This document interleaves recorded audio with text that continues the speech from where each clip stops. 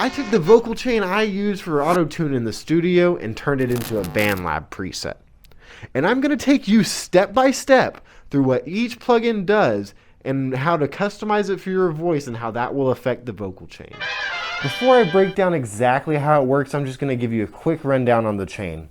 So I start out with a compander, which is just like a compressor expander thing, and then I use this vocal enhancer plugin, and then I use this exciter, and then I use a graphic EQ to kind of boost the mids and highs, because in my experience with the BandLab Autopitch, boosting your mids and highs with something melodic will help a lot, especially if you recorded it with earbuds.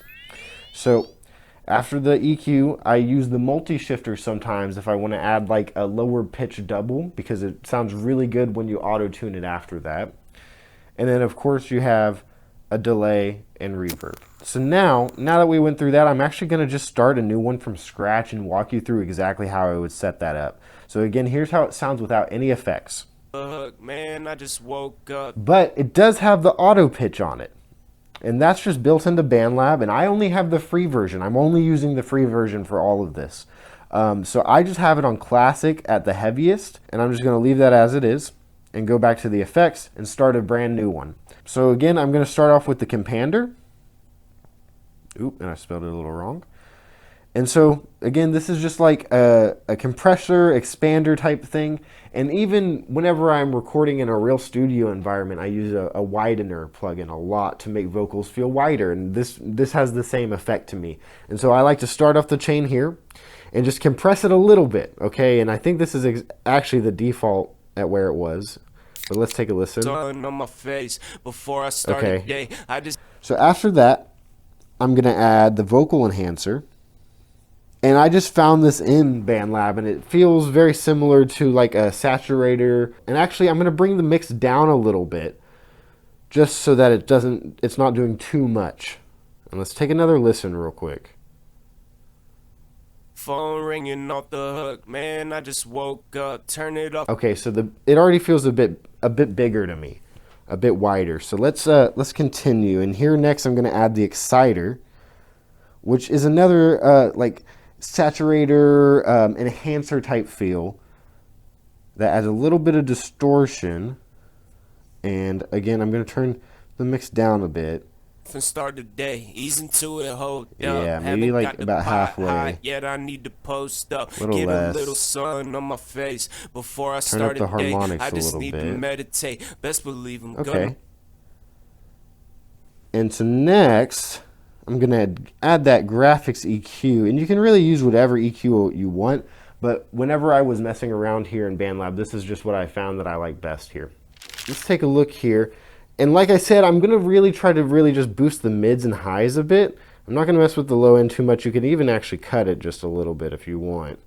And I'm talking about like 100 to 200, maybe even 4. You could cut a little bit. But 800 and up, I want to raise just a hair, just a little bit. And I found that this helps with auto pitch in BandLab.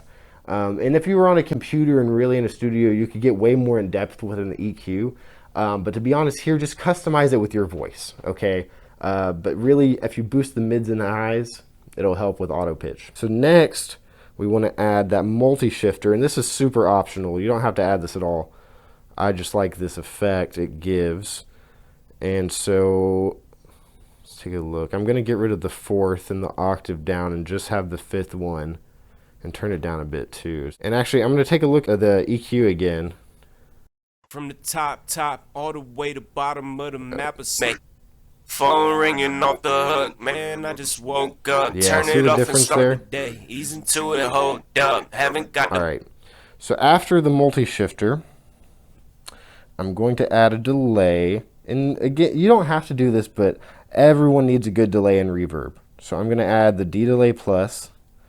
And here, it's really important that you make sure your project on BandLab has the correct BPM set. Because if you try to add a delay and your BPM is not set correctly, it'll sound really off. And that's because the delay plugin is not actually making the delay on beat.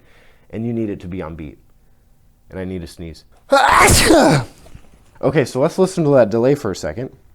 pot hot, yet I need I'm gonna turn it down to like 20%. Awesome. Okay, so now I'm gonna add a reverb. And I like the spring reverb in here. And same thing, I'm going to leave it about 20%. That's right where it comes. So let's listen to this. Phone ringing off the hook, man. I just woke up. Turn it off. Cool. And that sounds pretty good to me. So I'm gonna play that without the vocal preset at all. Okay, and let's take a listen. Phone ringing Very off the quiet, hook, very man. I flat. just woke up. The Turn it auto-tune off doesn't, and start it's the not day. doing too Easing much to because it, there's not much to hold work up. with. Haven't got the pot hot yet. I need to post up. Get a little It's way sun bigger. on The my auto-tune's face doing a lot before more I now. start a day. I just need to meditate. Best believe I'm gonna Yeah, make it. nice. Cool. And so that's how quick you can make a vocal chain in BandLab. And so if you just kind of know which plugins to use and where you're putting them, it's really quick and really easy to make one. Please let me know if you have any questions or if you have any specific presets you want me to try out or any things in BandLab you want to take a look at. I'm super open to ideas and would love to hear questions from everyone. But thank you, and please drop a like and subscribe if you like the video. Thanks.